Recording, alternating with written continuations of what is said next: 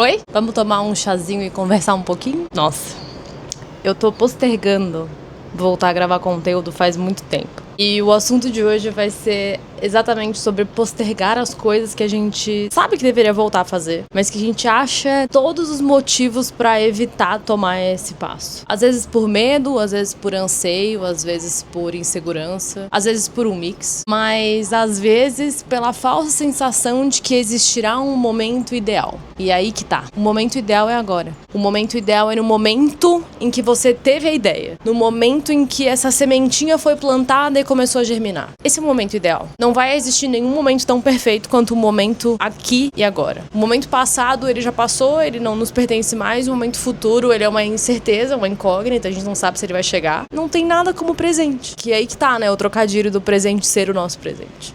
E brincadeiras à parte, eu quero conversar com vocês sobre esse vídeo, nesse vídeo, no caso, sobre todas as coisas que a gente posterga na vida. E por experiência própria, eu já posterguei muitas coisas e o preço que a gente paga por postergar é muito alto. É um preço que, quando ele vem, quando a conta chega, a gente se assusta com o tamanho dos juros que a gente vai ter que pagar, com o tamanho da responsabilidade que a gente vai ter que arcar e principalmente com todas as mudanças que a gente vai ter que fazer, que seria muito mais fácil se a gente só tivesse abraçado o momento em que essa ideia ocorreu e tomado a decisão, ao invés de ficar postergando, esperando que ou algum momento melhor aconteceria, ou que talvez nunca aconteceria. Porque algum momento a gente vai ter que fazer essa coisa. Algum momento isso vai surgir, assim, ele vai crescer no ponto de que vai ficar insustentável a gente não fazer algo. Só que aí que tá. Às vezes esse momento ele vai ser doloroso. Às vezes esse momento ele vai ser mais difícil. A gente vai ter mais responsabilidades. A gente vai arcar com o preço disso mais alto.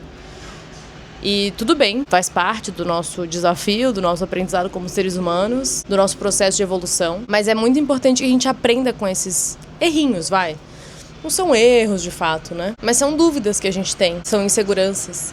Durante muitos anos da minha vida eu posterguei muitas coisas relacionadas a mim mesma. Eu sempre priorizava os outros porque era muito mais fácil receber esse feedback imediato do outro e ter essa aprovação, né? Me sentir incluída, me sentir valorizada, me sentir amada, mas sempre pelas lentes erradas, né? No final das contas, isso era muito mais pra esconder tudo que eu sabia que eu ia precisar olhar, porque seria muita coisa. E era muito mais fácil viver naquele conto de fadas que eu mesma criei. Não sei se conto de fadas cabe bem aqui, mas vamos pensar assim. E então eu fui postergando fazer as coisas que eu sabia que eu deveria fazer. Eu fui postergando tomar as decisões que eu sabia que eu deveria tomar. Eu fui postergando mudar. Eu fui postergando o começo. Eu fui postergando as novidades. Até que chegou um ponto que não tinha mais o que postergar. Não tinha mais como isso acontecer. E uma grande coisa teve que acontecer para que eu caísse na real. Acho que esse é o ponto. E foi um grande acontecimento na vida. Foi um grande período que em outros vídeos talvez a gente vá discorrer mais sobre pequenas cláusulas, desse grande capítulo, de diferentes formas. E hoje é muito pra focar no que eu não quero repetir, que é esse postergar. É esse excesso de autocobrança ou de comparação de que nunca vai estar bom o suficiente. Nunca vai ser o suficiente.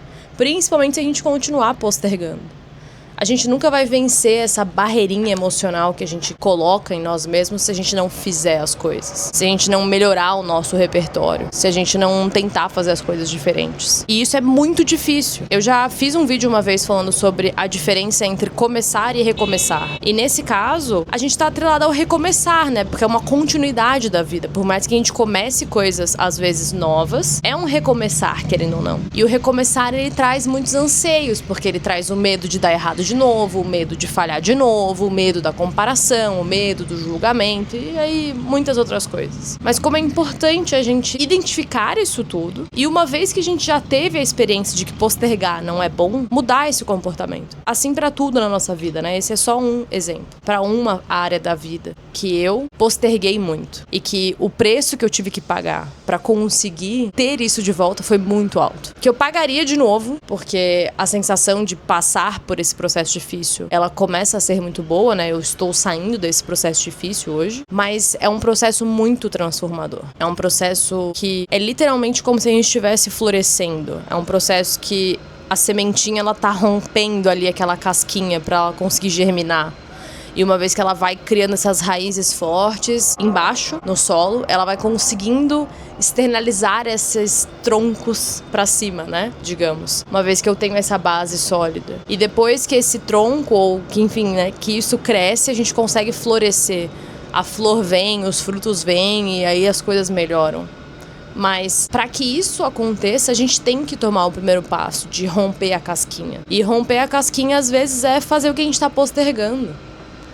É fazer o que a gente evita. E seja desde as menores coisas até as maiores coisas. Menores coisas, eu digo coisinhas pequenas que a gente vai postergando. De, às vezes, dobrar um casaco, fazer uma tarefa chata, responder um e-mail. Até coisas maiores, que aí cada um sabe do seu.